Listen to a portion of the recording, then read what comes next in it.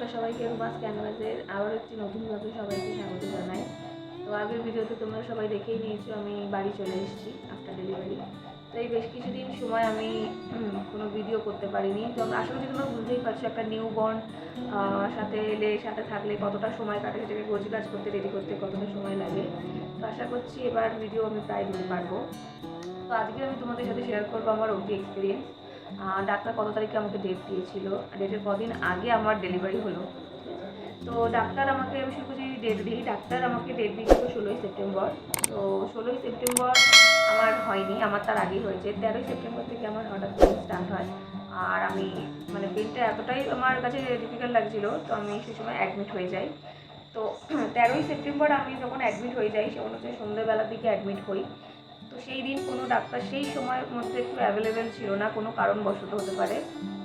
আর আমি যেখানে অ্যাডমিট হয়েছিলাম সেখানে আগে সবসময় প্রেফার করে নর্মাল করানোর জন্য, তাই আমাকে ওই দিন পুরোপুরি ওরা ট্রাই করে গেছিলো যাতে আমার নর্মালে ডেলিভারি হয়।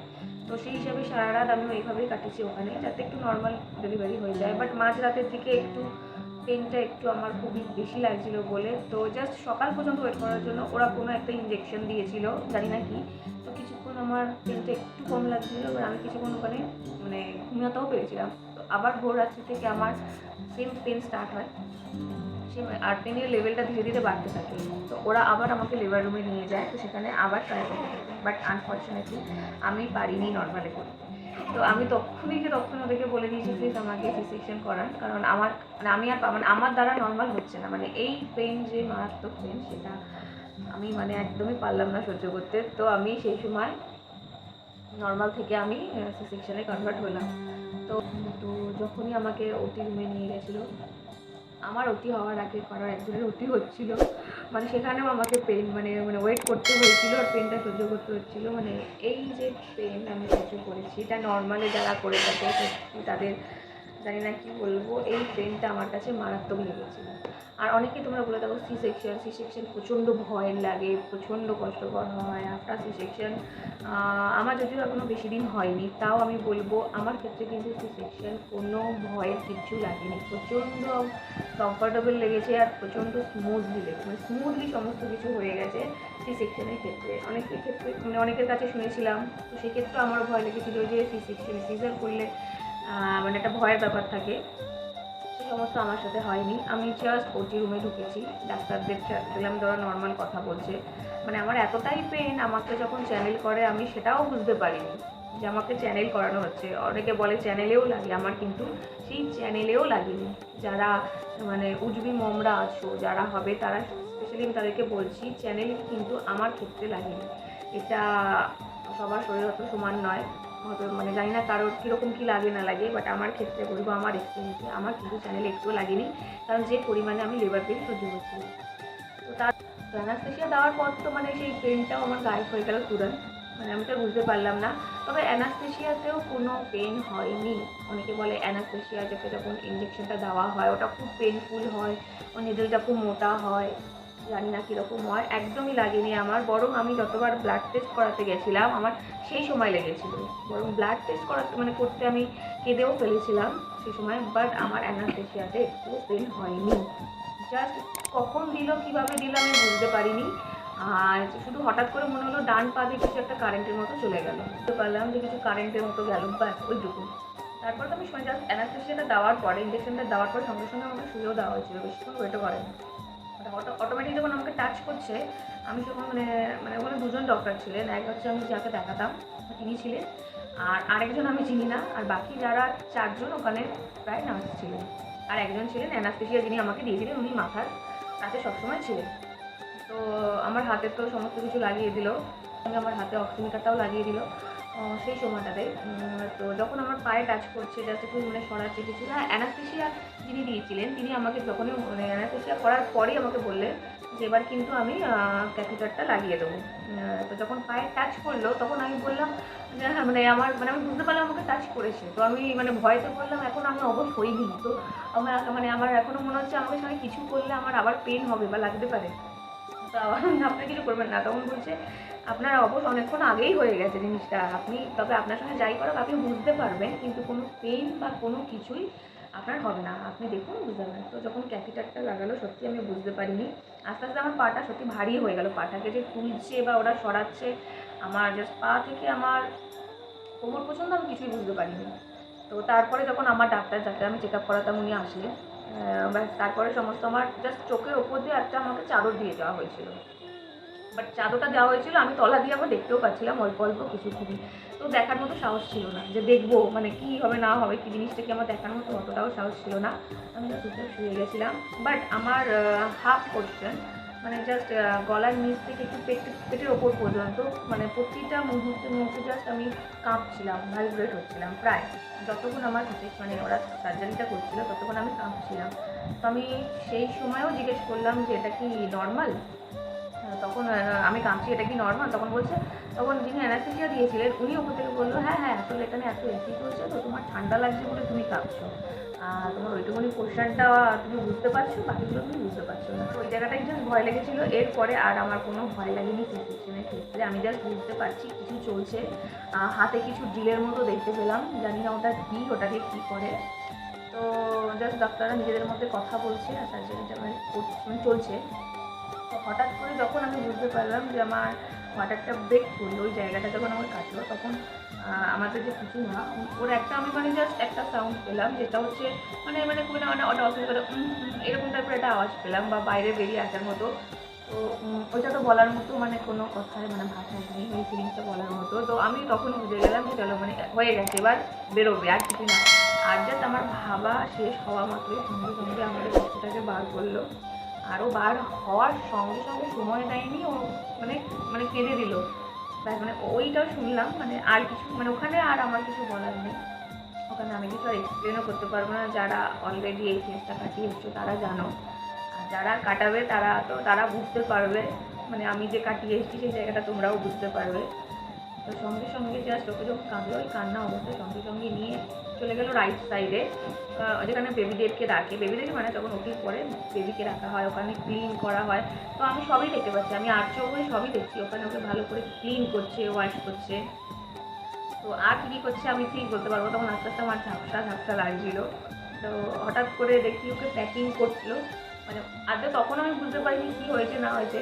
বাট গলার সাউন্ডটা শুনে তখন আমার মনে হলো যে মনে হয় আমার মেয়েই হয়েছে, কারণ একটা মেয়ের কান্নার আওয়াজ একটা ছেলের কান্নার আওয়াজ একটু ডিফারেন্স লাগে, মানে একটু ভারী একটু সফট থাকে, মানে আমার মনে হয়েছিল।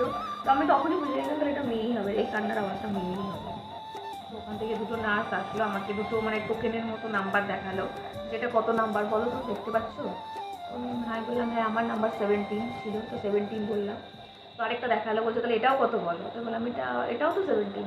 তো বললো ঠিক আছে। সঙ্গে সঙ্গে ওই 17 নাম্বারটা আমার হাতে বাঁধলো আর বললো এটা 17 তো 17 তো তুমি তাহলে ওই জিনিসটাই সামনেই আমার বেবির হাতে বাঁধলো, বলে দেখো ঠিক আছে তো। দেখানোর পরে আমাকে একদম সামনে ক্লোজে এনে দেখালো, দেখানোর পরে ওকে পুরো দেখালো, বলো এবার কী হয়েছে বললো। আমি বললাম মেয়ে হয়েছে তো। বলে হ্যাঁ। তো বললাম হ্যাঁ আমি কান্না শুনেও একটু বুঝতে পেরেছি, আর তাছাড়া ঠিকই আছে। দেখ ওইটুকুনি ওখানে বলার ক্ষমতা ছিল। তারপরে আমার ডক্টর বেরিয়ে গেল। তারপরে যেটা হচ্ছিলো স্টিচ হচ্ছিলো, মানে এবার আমি কনফিউজ ছিলাম যেখানে স্টিচ হবে না পেস্টিং হবে, জিজ্ঞেস করার মতো তখন অত মানে সাহস ছিল না, আমার হয়নি অলরেডি। তো যেটা হচ্ছে হোক, আমি তো অলরেডি সামনে যে পেনটা আমি সহ্য করেছি তার থেকে তো রিলিফ হয়েছি। আর জাস্ট মানে আমার সিচুয়েশন খুব জোর 15 থেকে 20 মিনিটের মতোই আমার টাইম লেগেছে, আমি যতদূর মানে দেখেছি। কারণ আমাকে 11:30টায় ঢোকানো হয়েছিল, আর সম্ভবত আমি 11:40 থেকে 45-এর মধ্যে বেরিয়ে গেছি। তো তখন আমার জ্ঞান আছে, তখন আমি ওই যে অনেকের কাছে শুনেছিলাম নাকি এরপরে জ্ঞান চলে যায়, অনেকক্ষণ সেন্স থাকে না, স্টিল আমার জ্ঞান ছিল। তো সমস্ত কিছু ওদের কমপ্লিট হওয়ার পর আর হ্যাঁ আমার কিন্তু পেস্টিং হয়েছিল, আমার কিন্তু স্টিচ হয়নি, বাইরেটা আমার পেস্টিং হয়েছিল। তো সমস্ত কিছু কমপ্লিট হওয়ার পরে যখন আমাদের একটা বেড থেকে আরেকটা বেডে নিয়ে যাচ্ছে, তখন আমি বুঝতে পেরেছি যে হ্যাঁ না আমি সত্যি অবশ হয়ে আছি, মানে এতটা একটা জায়গা কাটা, সেখানে একটুও পেন রিলিফ হচ্ছে না। আমাকে যে এক বেড থেকে আরেক বেডে ওরা শিফট করলো, জাস্ট বলছে মাথাটা তোলো, আর কিছু বলেনি। আর মানে আর হ্যাঁ এই যে কোমর থেকে পা পর্যন্ত ওটা পুরো ভারী হয়ে থাকে, মানে বিশাল ভারী হয়ে থাকে। তো তারপরে আমাকে বার করে প্রথমে আমি যাদের দেখলাম সেখানে অ্যালাউ করেছিল আমার মাকে আর আমার হাজব্যান্ডকে, আর সেখানে আমাকে বলতে বললো যে কী হয়েছে ওদেরকে বলে দাও। তো আমি বললাম মেয়ে হয়েছে। তোমরা দেখলে? তোরা বললো না এখনও দেখায়নি, এর পরে দেখাবো। তারপরে আমাকে ওটি মানে কমপ্লিট হয়ে যাওয়ার পর আমাকে ডাইরেক্ট পোস্ট অপারেটিভ রুমে শিফট করে দিল, যেখানে ওরা 2 দিন অবজারভেশনে রাখে আমাকে আর বেবিকে, মানে দুজনকে একসাথে রাখে, আর সেখানে আরও মায়েরাও থাকে। তো পোস্ট অপারেটিভ রুমে রাখার পরে আমার কিন্তু তখন আমি কোনো সেন্সলেস বা কিছুই হইনি, আমি নর্মাল যেরকম সেরকমই আছি। চারিদিক আমি দেখছি, যেহেতু কোনো পেন বা কিছু বুঝতে পারছি না।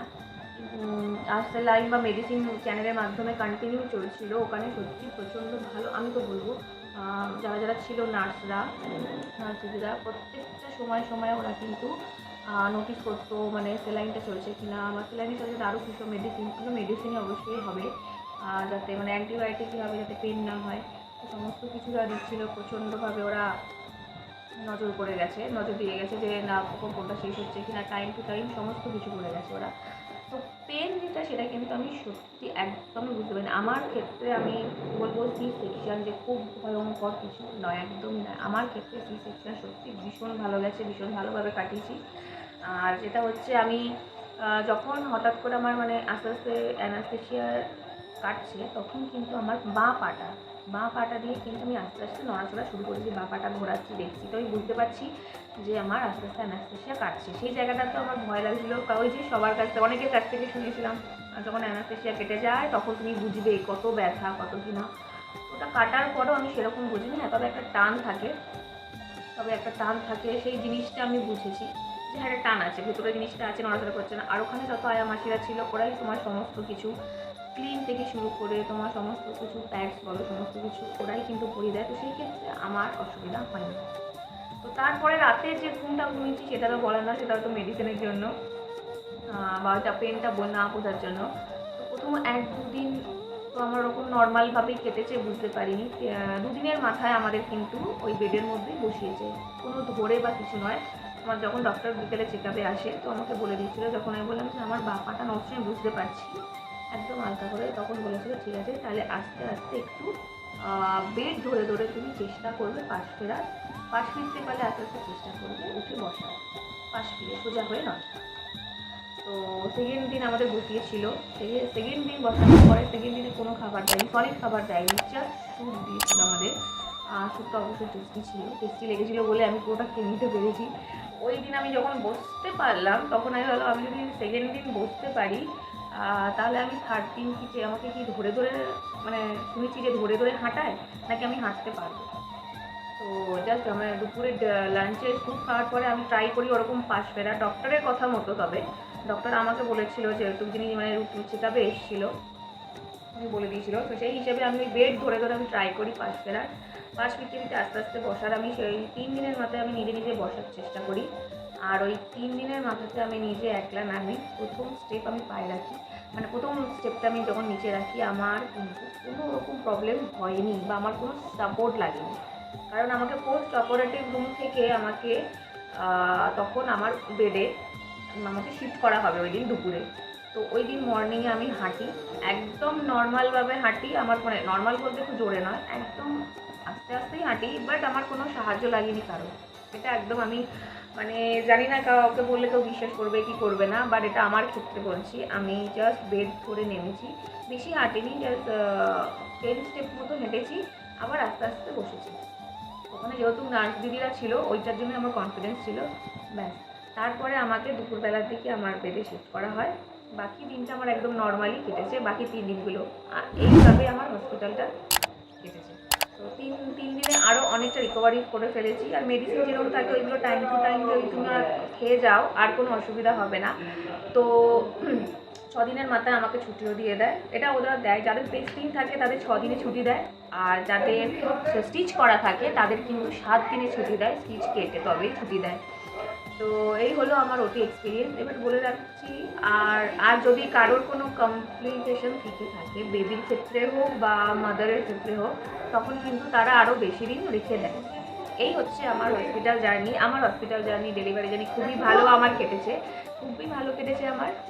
প্রথমত বলবো আমি ফিজিক্যালি কোনো কষ্ট পাইনি আমার ডেলিভারির ক্ষেত্রে। এবার আসি আমাদের খরচার ক্ষেত্রে, আমাদের কত এক্সপেন্সেস এইভাবে কিছু হয়নি, কারণ এখানে কোনো প্যাকেজ সিস্টেম হয় না। ওরা প্রথমে বলে দেয় একটু মানে বেড বুকিং করতে, তারপরে থাকে মেডিসিন, ফার্মাসি। তো এই সব টোটাল নিয়ে আমার ক্ষেত্রে অ্যারাউন্ড 40,000-এর মতো আমার টোটাল এক্সপেন্সেস যেহেতু আমার কোনো কিছু কমপ্লিকেশন ছিল না কিছু না, তাই আমার অ্যারাউন্ড 40,000-এর মধ্যে হয়ে গেছে। কারোর যদি কোনো কমপ্লিকেটেড কিছু থাকে সেক্ষেত্রে চার্জ আরও বাড়তে পারে, বা যাদের হয়তো নর্মালে হয়ে থাকে তাদের কিন্তু চার্জ কমে থাকে। ডেলিভারি হয়েছিল মাতৃভবনে, আর আমার সি সেকশন হয়েছিল, আমার ডক্টর ছিলেন ডক্টর কৌশিক দত্ত, ভীষণই ভালো। উনি খুবই ফ্রেন্ডলিভাবে মিশেন, খুবই ফ্রেন্ডলিভাবে বিহেভিয়ার করেন। ওই জন্য হয়তো কারোর এত ভয় পায়, কেউ অত ভয় পায় না বা ভয় লাগে না মানে ওনার কথাবার্তাতেই। আর সেটা আমি নিজেও বুঝতে পেরেছি আমার সি সেকশনের পরেও। সমস্ত কিছু আমার মানে রিকভারিটা দেখেও আমি বুঝতে পেরেছি উনি কতটা ভালো, আমার ক্ষেত্রে কতটা ভালো মানে হয়েছে। তো এই হলো আমার পুরো জার্নিটা প্রায় বলে দিলাম। আর এই ভিডিওগুলো আমি 21 দিন পরেই দেবো। তোমরা অনেকেই জানো, অনেকেই মানো, আমরা ওরকম মানি 21 দিন আমাদের নিউ বর্নের একটা আঁতুক থাকে, তারপরে পূজা দেওয়া হয়, তারপরে আমরা ফেস রিভিল করতে পারি। তো সেই জন্য আমি ভিডিওগুলো আমি করে তো রাখছি মানে, কিন্তু আমি 21 দিন পরে এগুলো থাকতে পারবো। তো চলো আজকের মতো এই যে ভিডিওটা ছিল এটা একটা ইনফরমেটিভ ভিডিও ধরতে পারো। তো এই ভিডিওটা আমি এখানেই শেষ করছি। ভালো লাগলে অবশ্যই লাইক কমেন্ট শেয়ার করো। আর নতুন নতুন ভিডিও দেখার জন্য অবশ্যই রুমাস ক্যানভাস চ্যানেলটাকে সাবস্ক্রাইব করতে থেকো, কারণ এখন থেকে শুধু আমাকে একা নয়, আমার সাথে কিন্তু আমার কুকুরটাকেও তোমরা দেখতে পাবে, ও সমস্ত বেড়ে ওঠাটাও তোমরা দেখতে পাবে এই ভিডিওর মাধ্যমে। তো চলো এখনের মতো সবাইকে জানাই টাটা, দেখা হবে পরের ভিডিওতে।